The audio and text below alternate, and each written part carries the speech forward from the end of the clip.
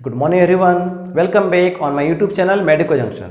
My dear friends, we are learning drugs action. In my last lecture we learned mechanism of drug action through the enzymes. Today we are learning mechanism of drug action through the receptors. These receptors are the proteins in the nature like the enzymes.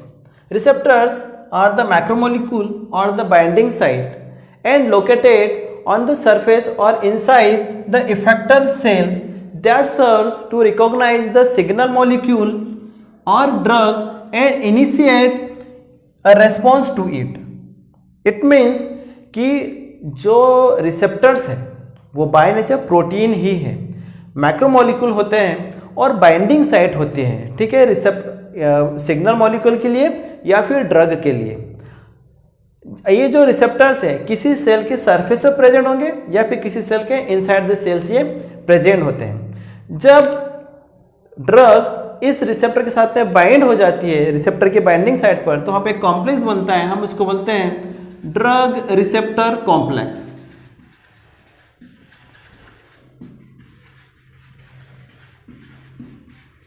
जब drug receptor के साथ में bind होंगी तो बनाएंगे drug receptor complex. जब ये drug receptor complex form होगा तभी वहां पर बायोलॉजिकल इफेक्ट मिलेगा।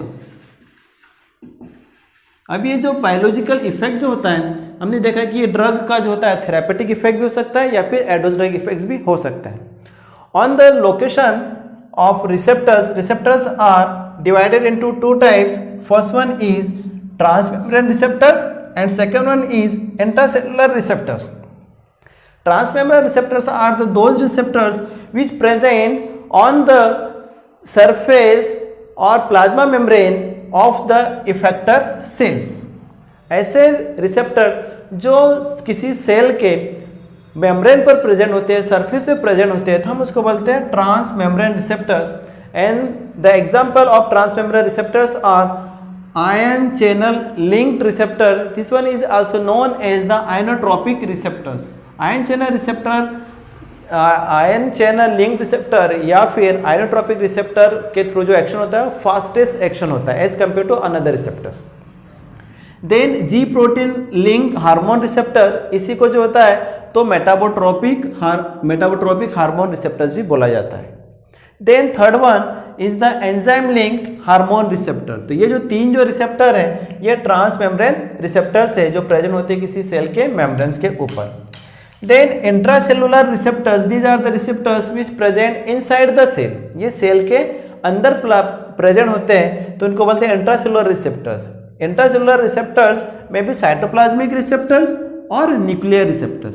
Those receptors which are present in the cytoplasm of the cell that are known as the cytoplasmic receptors, and those receptors which are present in the nucleus that are the nuclear receptors. Now to understand the drug receptor complex, there are the few basic terminologies which will help us to understand the pharmacology. That terminologies are the agonist, then antagonist, inverse agonist, partial agonist and ligand. ये कुछ ऐसी basic terminology है जो हमें help करेगी drug receptor complex को समझने में, एज वेल एज ये जो टर्मिनोलॉजी है फार्माकोलॉजी में बहुत ज़्यादा आती है। तो किसी भी हम ड्रग को पढ़ते हैं तो उसमें एगोनिस्ट या एंटागोनिस्ट या फिर इसमें से कोई भी टर्मिनोलॉजी आने की चांस बहुत ज़्यादा है, तो हम इसको इधर ही पढ़ लेते हैं जिससे हमें फार्माकोलॉजी समझने में, ड्रग का एक्शन समझने में बहुत ईजी होगा। Then this one is the first terminology is agonist. Agonists are those chemical compound which bind to the receptor and activate the receptor and initiate the action similar to the natural signal molecule. Agonist ऐसा chemical compound होता है जो किसी receptors के साथ bind होकर उसको activate करता है और सिमिलर वैसा ही एक्शन देता है जैसा कि कोई सिग्नल मॉलिक्यूल देता था, ठीक है, mean natural signal molecules. Actual में क्या होता है कि जो नेचुरल सिग्नल मॉलिक्यूल होता है वो रिसेप्टर के साथ में बाइंड होकर कुछ एक एक्शन देता है, बायोलॉजिकल इफेक्ट देता है। वही एक्शन जो होता है तो एगोनिस्ट बाइंड होता है उस सेम रिसेप्टर के साथ में और वह सेम एक्शन देता है तो हम उसको बोलते हैं एगोनिस्ट। लेकिन जब एगोनिस्ट किसी रिसेप्टर के साथ में बाइंड होता है तो उसकी जो एक्शन होता है, जो बायोलॉजिकल इफेक्ट होता है वो इनहेंस हो जाता है, इंक्रीज हो जाता है, ठीक है। तो एगोनिस्ट भी दो टाइप के हैं, these are the endogenous agonist and exogenous agonist. endogenous agonists are those agonists which are present in our body that are the by nature hormones or neurotransmitter. Endogenous agonist जो है तो hormones है या फिर neurotransmitter है. For example serotonin. Serotonin is the one hormones, ठीक है, जो कि एज अ एंडोजेनस एगोनिस्ट वो अपना एक्शन देता है. Serotonin is also known as 5-HT और 5-हाइड्रोक्सीट्रिप्टामाइन. By nature it is the autacoid, वो हमारी बॉडी के अंदर सेल्फ सिंथेसाइज होता है और इस सीरोटोनिन को ही हैप्पी हार्मोन भी बोला जाता है. Happy hormone. अभी जो सीरोटोनिन है ये एगोनिस्ट का काम करता है. ये क्या करता है कि ये सीरोटोनिन रिसेप्टर के साथ में बाइंड हो जाता है. सीरोटोनिन रिसेप्टर के साथ में बाइंड होकर ये अपना इफेक्ट देता है. तो इसलिए हम सीरोटोनिन को बोलते हैं एंडोजेनस एगोनिस्ट, क्योंकि हमारी बॉडी में खुद ही प्रेजेंट होता है. Then another example of endogenous agonist that is a neurotransmitter means dopamine. Dopamine is a neurotransmitter. Okay, अभी जो डोपामिन होता है क्या करता है, ये डोपामिन रिसेप्टर D1 रिसेप्टर और D2 रिसेप्टर के साथ में बाइंड होकर जो होता क्या होता है बायोकेमिकल इफेक्ट देता है, मींस न्यूरोट्रांसमिशन करवाता है. तो ये क्या थे अपने endogenous agonist. Now exogenous agonist. Exogenous agonist are the those chemical compound which administered exogenously in our body, means drug. ऐसे ड्रग जो कि हमारी बॉडी में हम एडमिनिस्टर करने के बाद में वो एज ए एगोनिस्ट का काम करती है, मींस किसी एक्शंस को वो इन्हेंस कर देती है, तो हम उसको बोलते हैं एक्सोजेनस एगोनिस्ट. अब एक्सोजेनस एगोनिस्ट को अपन समझते हैं. For example one drug that is the morphine. Okay, morphine mimic the action of endorphin at the mu opioid receptor.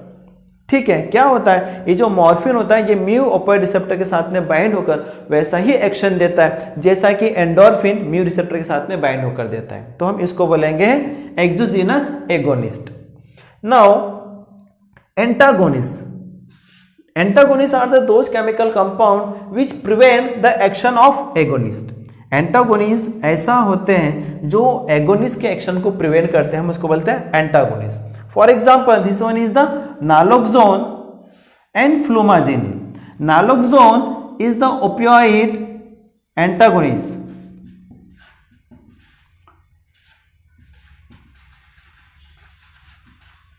Naloxone is the opioid antagonist.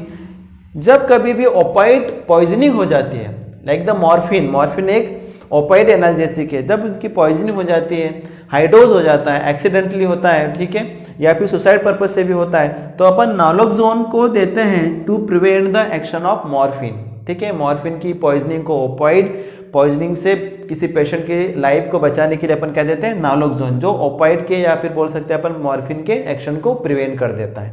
ठीक है. देन फ्लूमाजिनिल जो है तो बेंजोडाइजिपाइन्स एंटागोनिस्ट है. ठीक है, ये क्या करता है, जो बेंजोडाइजिपाइन पॉइजनिंग है, मींस डाइजिपाम से अगर पॉइजनिंग हो जाती है तो उससे लाइफ को बचाने के लिए हम फ्लूमाजिनिल को यूज करते हैं. That is the flumazenil is the benzodiazepine antagonist. अब ये जो एंटागोनिस्ट होते हैं ये भी 3 टाइप्स के होते हैं. ठीक है, कॉम्पिटिटिव एंटागोनिस्ट होते हैं, नॉन कॉम्पिटिटिव होते हैं. Competitive, non competitive and irreversible antagonist. Irreversible antagonist.